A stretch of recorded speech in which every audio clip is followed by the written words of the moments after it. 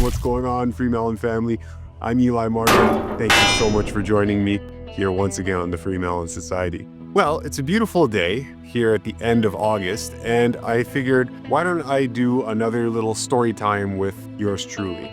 So we're gonna read from one of my favorite books, which is The Natural Food of Man by Hereward Carrington, and we're going to read a small section of the book that has to deal with the Fruitarian diet. So make yourself at home, relax, sit back, go make yourself a coffee, then dump it out the window and enjoy this little reading.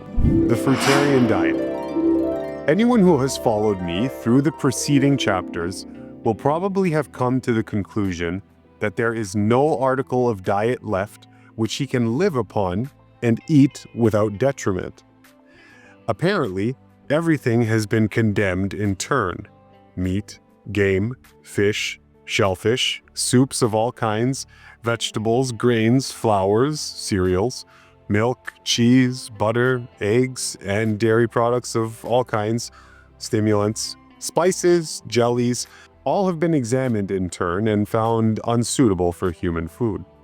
But man must live, and the question remains, are there any foods which he can eat freely and live, not only without detriment to himself, but with positive benefit, feeling assured that they are upbuilding his body, his mind, and his energies, and sustaining his physiological integrity throughout in a wholesome and natural manner? It will be seen in going over the list that two important articles of diet have been omitted, vis-a-vis fruits and nuts. These, and these alone, supplemented, perhaps by one or two other articles of diet, can, I contend, sustain man in a perfect state of health, can supply all the needs of his body, and preserve the highest standard of health and energy, while the diet is in accord with his physiological mechanism and his anatomical structure. The one or two articles of diet that might be added, bracket, though I do not consider it necessary that they should be added, close bracket, are honey, olive oil, and, occasionally, perhaps whole wheat bread. Now, readers aside, I personally wouldn't consider whole wheat bread in the league or in the ballpark of healthy foods, okay? Now you have to let me finish reading the chapter because he touches on these, but just understand that he's very, very cognizant of the fact, as you'll see, that these things are not necessarily ideal. He's being accommodating. So he has to be accommodating, right? He has to meet the people at their level. And for the era that Hereward Carrington was living in, it was a different paradigm, okay? Slightly different paradigm. Paradigms change. And several years ago, whole wheat bread would have been seen as a much healthier option because it contains the whole wheat, as much as it's still a flour product, and there's a lot of problems with that. But anyway, if you're immediately turned off by the utterance of someone who suggests that whole wheat could be some part of a supplement in the diet, just relax. We'll keep going, okay? It is an interesting fact that there are only two articles of diet in the world, apparently, made exclusively for food, milk and honey. The milk is to nourish the young of the animal which secretes it, and normally the supply would be terminated when the animal was weaned, if nature were not perverted and the process of milking instituted. But we have considered milk as an article of diet in the former pages. Readers aside, earlier on in the book, he dealt with milk already, so by this point we already have the understanding that the last thing that is suitable for human beings all over the world, regardless of who you are, is milk.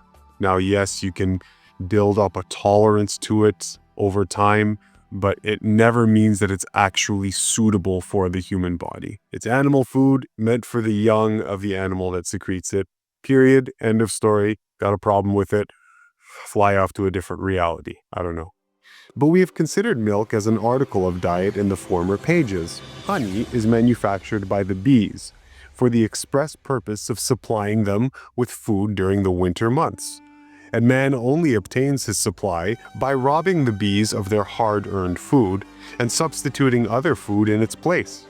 Honey contains a large amount of valuable saccharine material, and I've endeavored to show on a previous page that a certain amount of saccharine matter, or sweet stuff, is necessary for the maintenance of health, probably in a larger quantity than we are in the habit of supposing. This, honey will supply. It may be noted, however, that certain sweet fruits, notably dates, also contain large amounts of sugar, and if a quantity of dates were eaten, they would doubtless supply all the demands of the system for sugar, without recourse to honey at all. Olive oil is a suitable and nutritive food when pure. Its chief value, of course, consists in the large amount of oil or fatty matter it contains, but this is also contained in nuts of various kinds in a pure form, and hence is not a necessary article of diet. As found on the market, moreover, it is generally impure and adulterated. Whole wheat bread has certain advantages, but is also open to numerous objections, as before pointed out.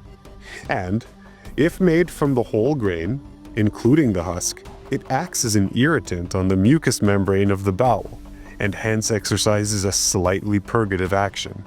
The same action, however, may be induced by a plentiful supply of non-irritating fruit juices, and for that reason, they are consequently to be preferred.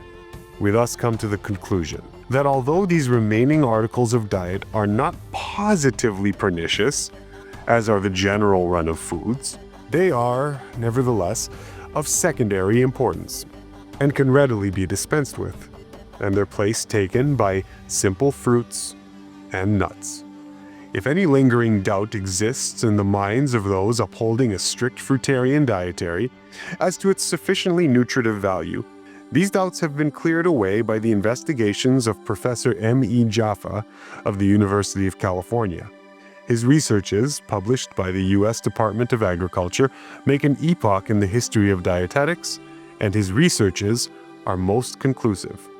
In his nutrition investigations among the Fruitarians and Chinese, it would appear upon examining the recorded data and comparing the results with commonly accepted standards, that all the subjects were, i.e., should have been, close bracket, decidedly undernourished, even making allowances for their little weight.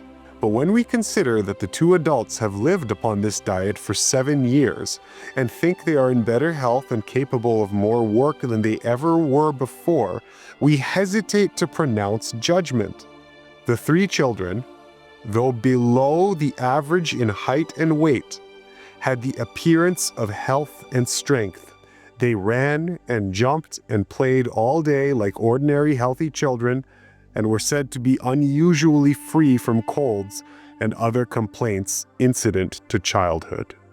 Now, I want to stop right there and just talk about that last little section, because I find that's very, very important. There's a lot of fear in society regarding diet. Okay, there's a lot of insecurity. People are so unsure of what to do and how to conduct their eating behaviors. When it comes to rearing children, we're even more afraid of what to eat and what to feed our children. And so what do? We resort to excess. Pile on the food. Give them heaps of nutrition from every goddamn category we possibly can, because it's better to be safe than sorry. So I should heap into their stomachs, cram down their esophaguses, as much densely packed food as I possibly can, because I want to ensure that my child grows up healthy and strong. Now, you read from this Professor Jaffa that they saw that the children who were eating primarily fruits, or a high amount of fruits in their diet, they were typically not as heavy. Okay, so we saw that. They were not as heavy, they weighed less, they weren't as tall, so they weren't as big and weighty as some of the other kids.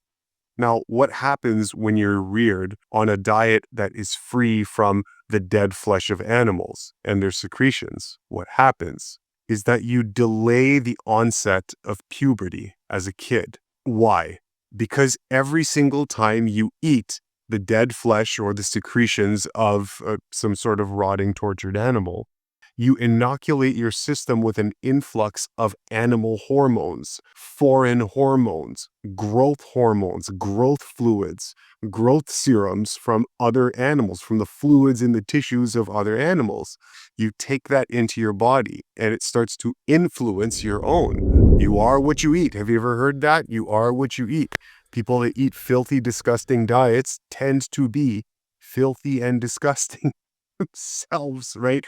If that sounds insensitive, what do you want me to do? I'm obligated to make sense of your reality for you, and sometimes that's not politically correct. Anyway, the point is, when you douse yourself with growth hormones, you start to mess with your biochemistry and the onset of puberty comes faster. And in society now, we have this thing where we notice that kids are growing up very, very fast.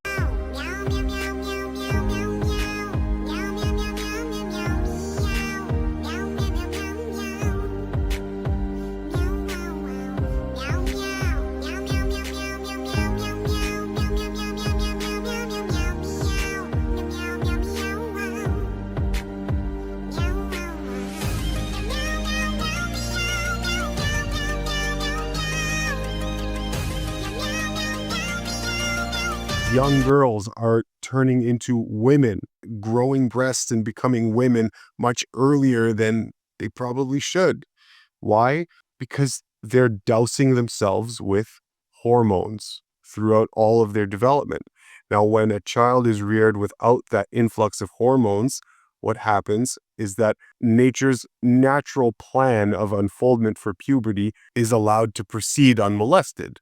And what usually occurs is puberty blossoming later. Why is that a good thing? Why is that advantageous? Why as a parent should you rejoice if your kids go through puberty later than the other kids?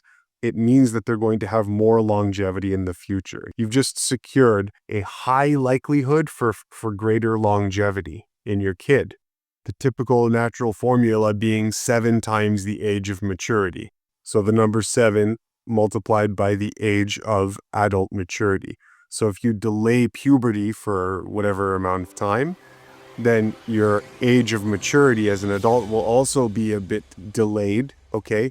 That's not a negative thing, that's a good thing. It just means that you have a longer life ahead of you, okay? Because lifespan, like I said, is about 7 times the age of maturity. That's the typical pattern we tend to see reproduced in reality. So, and I spend a minute talking about this because people are so scared, right? This is something that's very scary for people to imagine that their kids are not developing fast enough. They immediately go to the deficiencies, must be deficiencies, flood them with more minerals, but they start freaking out. Nobody's saying starve. Nobody's saying malnourish. Nobody's saying that that's what you should do, obviously. Kids are kids. They're growing kids. If anybody needs protein, it's a growing kid, not a fully formed adult. You're done. You don't need dense proteins constantly from day to day. You're done. All your growth, your development, it's finished. People freak out about protein. It's the kids that need it, not you. But anyhow, yeah, so for people that have ever come across stories of this or heard of this type of thing, that's what's happening. And it's not that there's any inherent danger of feeding your kids a species-appropriate diet. Why would that ever be an issue? It's an issue if fear grips your mind as a parent, and that fear will be spread, expressed, and shared to your kid. They'll pick up everything. They're like sponges. And then that's when we go to the physician and ask for help. And then they're going to make their suggestions and point you to a whole bunch of ridiculous things that have nothing to do with physiological truth. And at that point, you're swallowed up by the world. And then it's going to just have its way with you. And you'll be a normal human being in no time flat, right? Anyway, that's it for now. I hope you enjoyed this little reading. Subscribe to the FreeMelon Society if you like videos like this, and I'll catch you on the next one, okay? I love you guys very much. Mwah. Take care, be healthy, and we'll see you next time here on the FreeMelon Society.